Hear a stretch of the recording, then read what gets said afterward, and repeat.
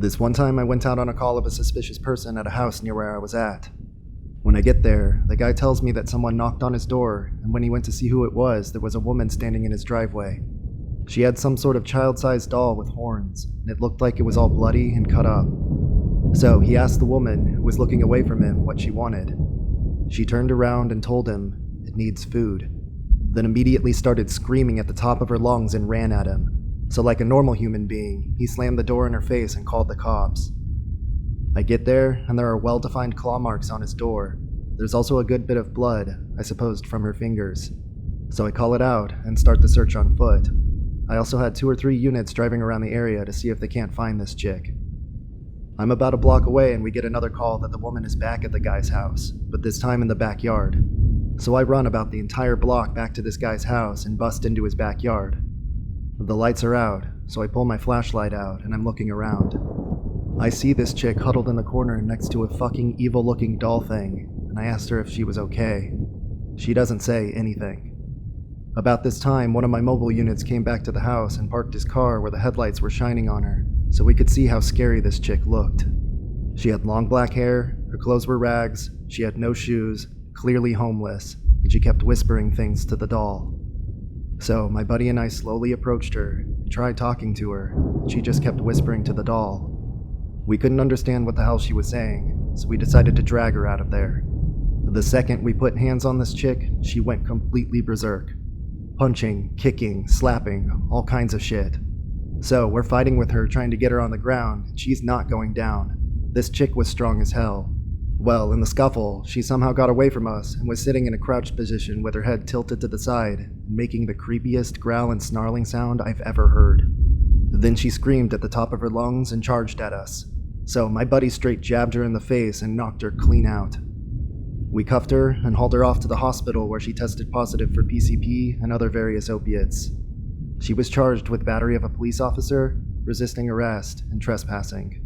Later, she was institutionalized for some sort of mental disorder. I'm not quite sure what it was.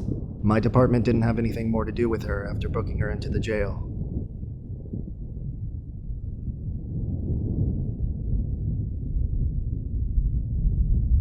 Back when I was working patrol, my partner and I got a welfare check call for an elderly man whose out-of-state family couldn't get in contact with him.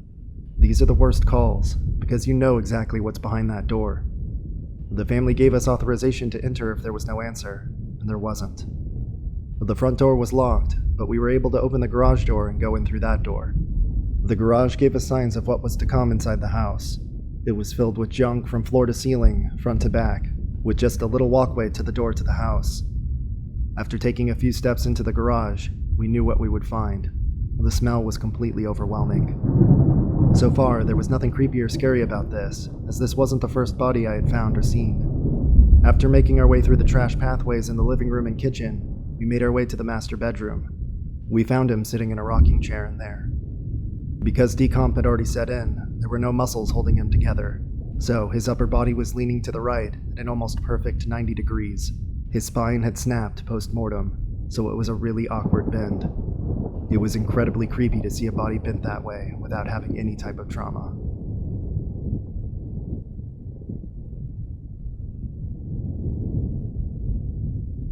I worked for a university police department. One night we had a call about some kids dicking around in one of the old shut-down dorms they were trying to renovate.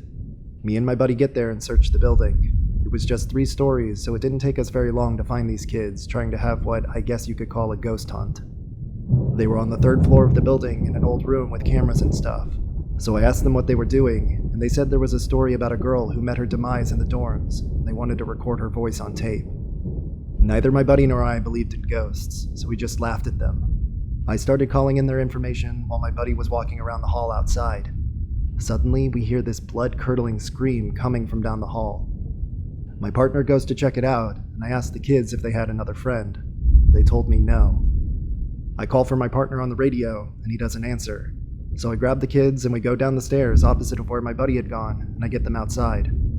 I tried calling him again once I got the kids to safety, but he still didn't answer, so I went to look for him.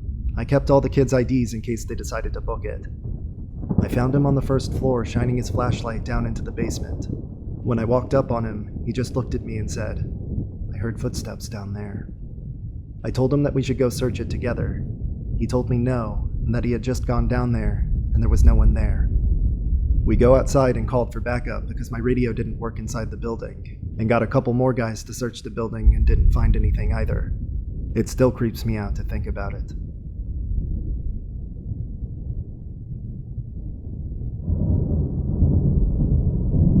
A kidnapping case. This girl disappeared from her grandparents' RV sometime between like 5 p.m. and midnight. They were both up front, and the next thing they know, she's gone. She was supposed to be sleeping in the back. There was one stop at a rest stop, and then they were in stop-and-go traffic, so they figured she must have popped out the door at some point. This was near the California-Nevada border. So we met with them, talked with them, and this was within a day or so, and the girl's still missing, and there was no sign of her. She was only 15. Local PD theory is that she ran off because she's 15 and wants to get away from her lame grandparents for the summer. But there's a busted window, glass inside the vehicle, so we're treating it like a possible kidnapped person. After a few hours, there's a couple different theories on the case. One is that she ran off, another is that she got snatched. Now, at this point, nobody's seen the girl in almost 2 days, and disappearing in the desert for a young girl is pretty tough. Next thing you know, though, we get a phone call. Naked girl, lost and confused, picked up by some trucker on a 2-lane road out there called Nipton. It runs into I-15 between Barstow and Vegas somewhere, right near the border. She matched our description. Me and 3 other guys head out there to meet with the sheriff who's got her. It turns out she's our girl. She's fine. No rape, no bruises, no exposure, nothing. Completely healthy, completely fine. Even cleaned like she took a shower. She won't tell us a damned thing, because she doesn't remember a damned thing.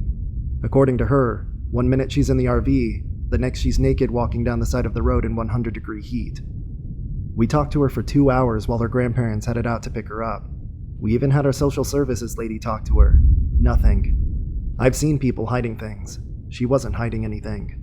She honestly didn't remember. It was truly the damnedest thing. Anyway, the girl was found and she was fine, so we turned it back over to local PD to figure out what happened and determine if charges were pressed and all. I kept in touch with a guy I knew there because I was curious, and we were in a fantasy football league together. A few months later, he tells me the parents sent the girl to a therapist to look for repressed memories to make sure she wasn't raped or something. The therapist said that she seemed fine, but honestly had no recollection of her time at all, and doesn't think that there's any point in delving much further since she has no symptoms and is largely more confused by the reaction than the event. So, to this day, we've got a busted RV window with glass on the inside, likely from a moving RV on a jam-packed freeway, likely in broad or lightly fading sunlight, with 0 witnesses. A 15-year-old girl gets out, or is taken out, and is taken somewhere safe nearby for almost 2 days, and then is stripped naked without being touched sexually, cleaned up, and deposited on the side of a separate road a few miles away. She didn't have a drug in her system that we could detect. She remembers nothing at all. Nobody knows what happened to her clothes or anything. It's been almost 20 years since that happened, and I can't figure out what the hell went on with that girl. Still bugs me at night that I have no way to explain it aside from she lied the whole time. But I know liars, and I'd bet money she wasn't lying at all.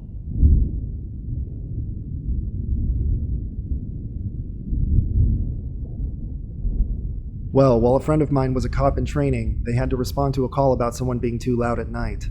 Standard stuff for a mid-sized city, but normally it isn't a nice neighborhood, as it was in this case too. So they arrive at the guy who called them in, and he says that his neighbor is crazy. He, the neighbor, is insisting the city has dug tons of secret tunnels beneath, and an invasion army from the shadow government will come out. My friend looks at the house of the crazy neighbor, and just sees something that is crawling like a giant lizard on the outside wall of the house. The house was old and had wood elements on the outside wall, so a person without Spider-Man-like powers could climb it. Anyway, the guy said that the crazy man hasn't opened his front door for months, and only climbs in and out of his upstairs window. The police try to explain that since there's no observable disturbance at the moment, and the neighbor doesn't seem to pose a threat for himself or others, there really isn't much they could do. Meanwhile, the commotion has riled up half the neighborhood, and people start complaining that they're afraid that the crazy man will hurt their children. The cops eventually go over to the crazy guy's house to check it out, and my friend sees something flying out of the window. He walks up to the object and picks it up. It's an old VCR, and it was completely covered in human feces. My friend is trying to clean his police gloves, while the angry mob has moved in front of the crazy guy's house. A woman shouts, "Well, if you can't take him, I'll break into his house so he'll be a danger to me." The crazy guy then looks out of his window and yells, "Take this, bitch! I'll kill you!" and casually sticks a huge nail in his nose, causing blood to gush out. Now he is a threat to himself, so police have to intervene. They break open his door and notice that there is tons of furniture blocking the hallway. The guy is standing there completely naked and with a makeshift spear in his hand. He tries to stab them, and they have to back off.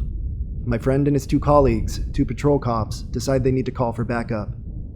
Backup arrives as 2 more cops, and they carry riot gear with them, so they move forward and get into the house. The guy had now moved back deeper into the building, and they noticed that everything was covered in poo. It turned out later that the crazy guy had just stopped using the bathroom a few weeks ago and just shit everywhere. So the 5 cops start to move forward and see him standing in the living room with his spear. My friend pepper sprays him right in the face, and all the guy does is wipe his face like he was just chopping onions. Meanwhile, the police were all coughing and gagging because the poop smell mixed with pepper spray was really getting to them. The guy then grabs a turned over table that he had hit tons of nails in and pushes it towards the police. One of the backup guys hits him in the hand with his baton, and you can hear the bones break. The guy didn't even flinch.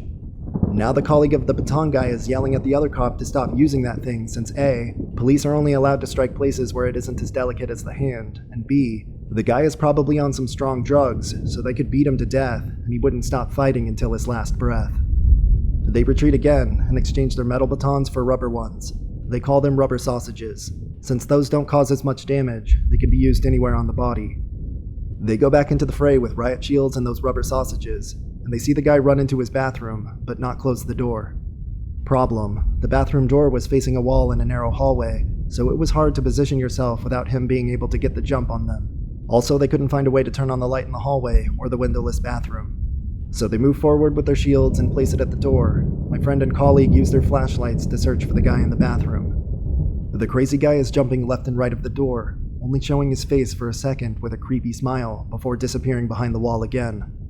One of the backup cops loses his shit and starts swinging his rubber sausage blindly over the riot shield into the dark room while yelling to just give up.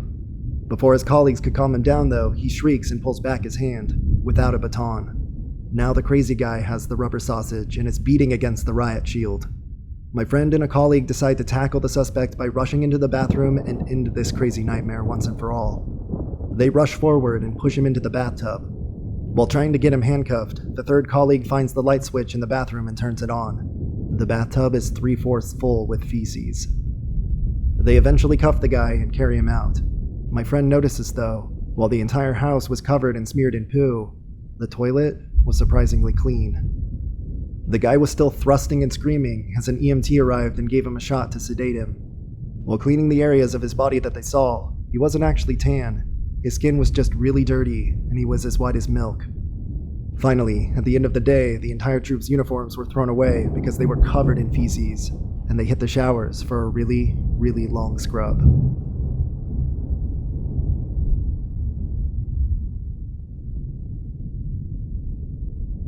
About 4 years ago, I was working the dispatch desk.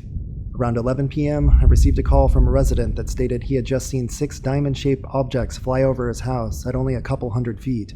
They made no noise and had mirrors of thousands of lights glowing from underneath. No big deal, I think. Another crazy calling in. But he prefaced his whole call by saying, "Listen, I'm not nuts. I know you get calls from crazy people, and I'm not one of them. I have this on video and my whole family saw it." He gave me their approximate height, their travel direction, the times. It was weird and it sounded crazy, but there was something about it that sounded different, so I decided to dispatch someone out there and check this guy out, and more importantly, to see the video. So the officer goes out, sees the video, and writes a report. He comes back to the station, and I jokingly say as soon as he walks in, "So, how crazy are they over there?" And with the straightest face, he goes, "That was something." I had to then call the nearest military airbase and ask to speak to a supervisor at their flight control center. I gave her the time and area it occurred, and she stated that nothing had been in that grid for hours. Then, feeling like a complete smacked ass, I had to tell them that I had to report a UFO.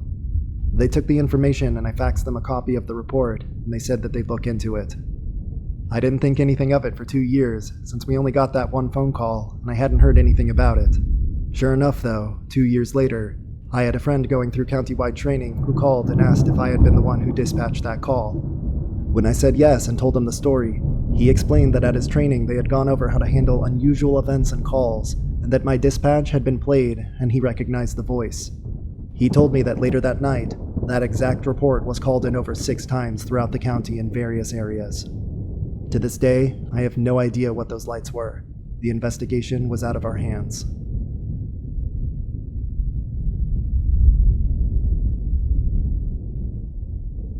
Dispatch gets a call from an older couple reporting there's a man standing in their backyard.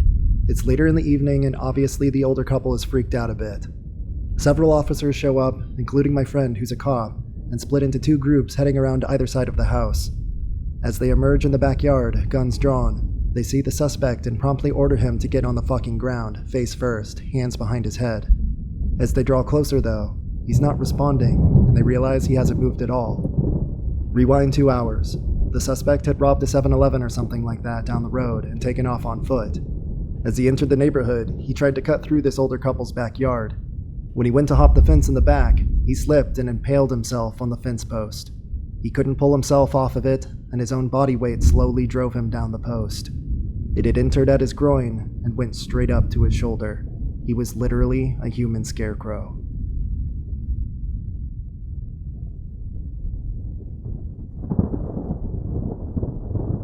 I live in a fairly small town. My dad was a cop for 10 years or so, my aunt works in the ER going on 11 years now, and at the time of this story, one of my best friend's brother-in-law was an EMT. They are all involved in this sick tale. There was a call about a domestic dispute, then a 911 call from the same address from a woman who was just screaming and then cut off. Of course, they sent all available units immediately. After a few officers had showed up, they reported the situation back, and the chief decided that no female officers or EMTs should be allowed near the scene. It turned out a Hispanic man was on drugs and had a freak out on his girlfriend, accusing her of cheating. He beat the shit out of her, broke several bones. He decided their 3-month-old baby wasn't his, picked up the infant by his feet, and gutted him with a box cutter. When the cop showed up, he was beating on his girlfriend with a kitchen utensil, while she huddled over the baby trying to shield him with her own body. They got him subdued, rushed the baby to the ER, tended to the wife in the ambulance out front, and sewed up several cuts of the man in the kitchen. The EMT tending to him was my friend's brother-in-law. The man was still high, but coming down, and saying a lot of disgusting things about his girlfriend. The EMT finally had enough and slammed his head into the refrigerator, warning him to stop talking. A sergeant was in the room, saw this, and gave the EMT an approving nod. A few minutes later, the sergeant got fed up with the man's clearly unapologetic words and said, "Do you hear that woman crying? She trusted you to take care of you, loved you enough to give you a son, and look at what you've done to them. She didn't cheat. You never let her leave the house, so how could she? That little boy is your son. You could have been a father to him and raised him to be a great man. Now you've taken that child's life. That woman who loved you so much is out there weeping because she just lost her son and her boyfriend. Don't you care at all?" The man then said that if that baby didn't want him to kill it, then it should have died before it was born, and that the woman deserved it because she was a quote, dumb bitch, cheating or not. The sergeant then shot the guy in the foot. My father witnessed all of this and later had to testify. My aunt said in the ER the baby was lying there, and his intestines were literally laying next to him on the gurney, outside of the body. Every single person who worked on that baby requested therapy afterward. The mom had some pretty bad internal bleeding, but my aunt said the most disturbing thing was hearing her scream for her baby. She said in all of her years in the ER, she's never heard anyone scream like that. The mom and the baby actually both lived, but the baby has some serious brain damage because he didn't get enough oxygen to the brain because of a punctured lung. The man is in prison. I know he got drug charges, weapon charges, unregistered guns were found in his home as well as more drugs, domestic battery, attempted murder, and a few others I'm not sure of. I do know he has no possibility of parole and a long sentence, but I'm not sure how long the sentence turned out to be. The sergeant and EMT were both fired. That was the hearing my dad had to testify in.